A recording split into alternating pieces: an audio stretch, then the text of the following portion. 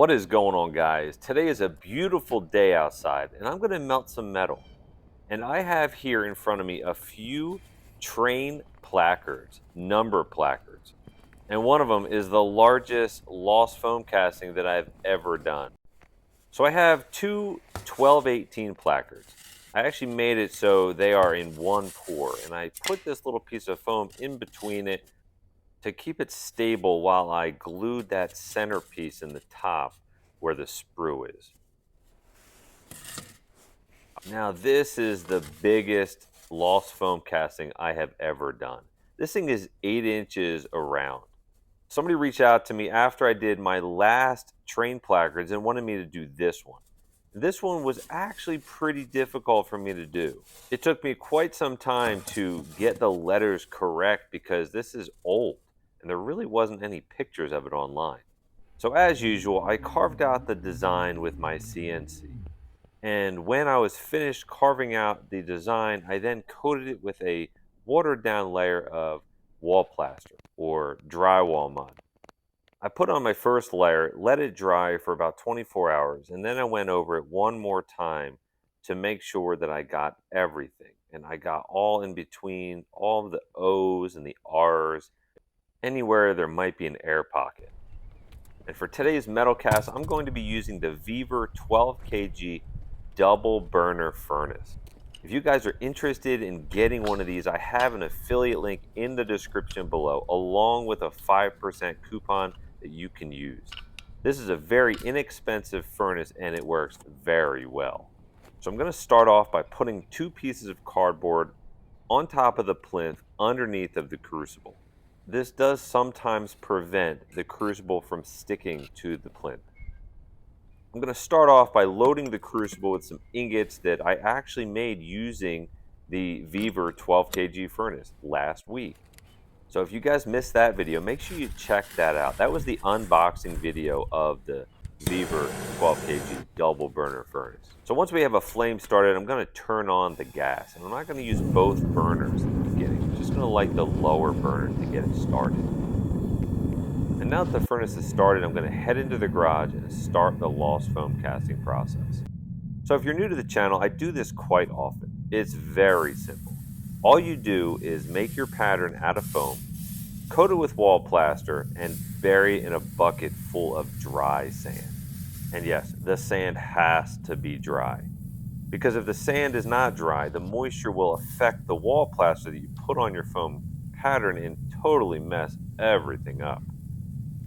So once the bucket is completely filled to the top, use a brush to brush away the sand to expose your foam. Then take a can that you cut off the bottom and push that into the sand. That will be your pouring cup. This is where you'll pour the molten aluminum. So I'm going to check on the aluminum. It is not melted yet, but you can see the furnace is red hot. So I'm going to actually open up the top burner as well as the bottom to just get it a little bit hotter quicker. And because of that, I am going to lose a bit of pressure. So I'm going to go back to the regulator and bring it back up to 5 psi. So now that the aluminum is molten, I'm going to now add more aluminum to the crucible. So in the next couple minutes, just enjoy the melting of aluminum. And I will come back in and do some more voiceover in a little bit.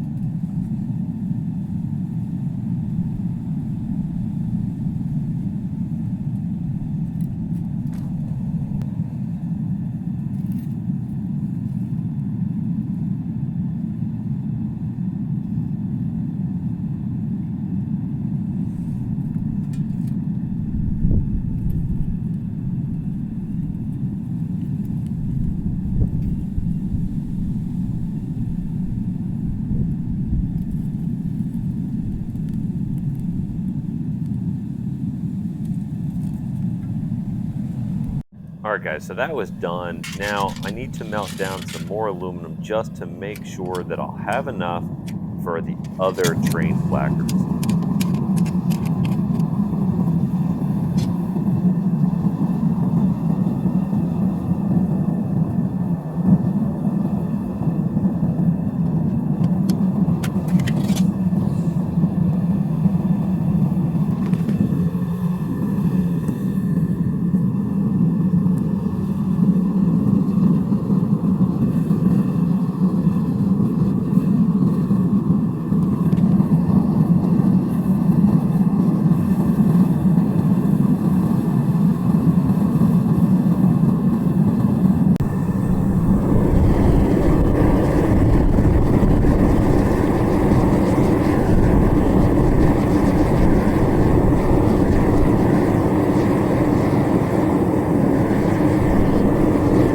So for this cast, I didn't have enough sand to fill the box. Fortunately for me, I was actually in the middle of making another video on how to make sand for your lost foam casting.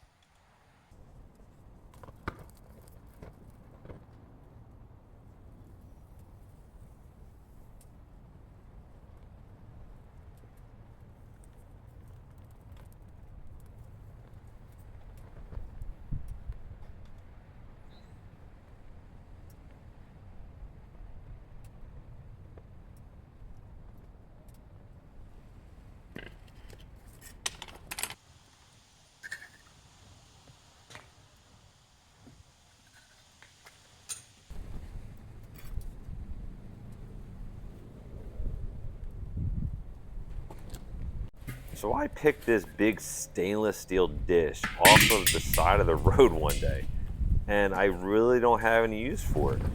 And I thought, wow, actually today I do. Never would have thought of using it for this purpose, but today it worked out really good. I'm just gonna pour the sand into the dish. Also, the wind has now picked up, and today was just a horrible day after all, even though I thought it was a good day. I was very fortunate to melt metal and cast this before the wind and clouds really rolled in.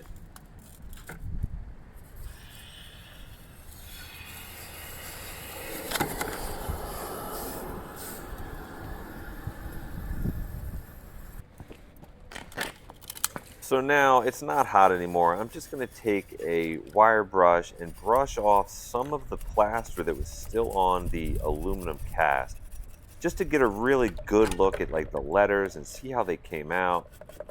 And so far, it looks like everything came out exactly like the foam pattern that I buried in sand. Now for this one, instead of dumping this into my dish, I'm just going to pull this out and dip it in the water just like the other one to cool it off.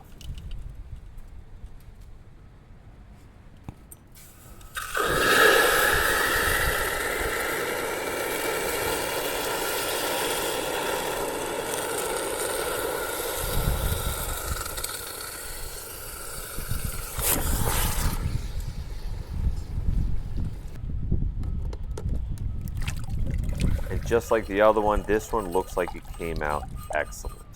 So after using the wire brush on both of these, I am now going to let them dry off, and I'll take them inside and actually use a wire wheel.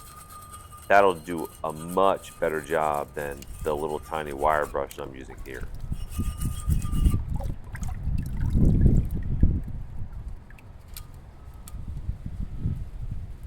So unfortunately, I don't have a bandsaw that would probably make things a lot easier, because cutting the sprues off of round objects are very difficult. I like to cut the sprues off of the straight and flat objects that I cast because it's just a straight cut. Brown ones, I need to make 2 cuts and then do a lot of sanding and grinding to make it round again.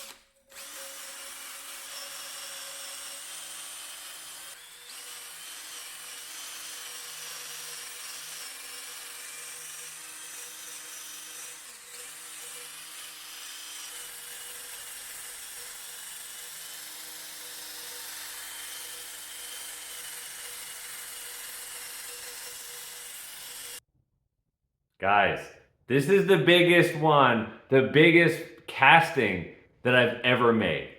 This is so cool. Look how big this thing is, and it came out so good. So good. Guys, this is 8 inches. Look how big this is. Holy moly. Let's get a better look at it. This thing came out really good. Really good. What is it? It's about 1/2 inch, a little bit bigger than half. It's almost like 7/8. Guys, I hope you enjoyed today's video. Like I said, this is the biggest metal casting that I've ever done. A lost foam casting, super easy, super cheap. I hope you guys like my video. I really do.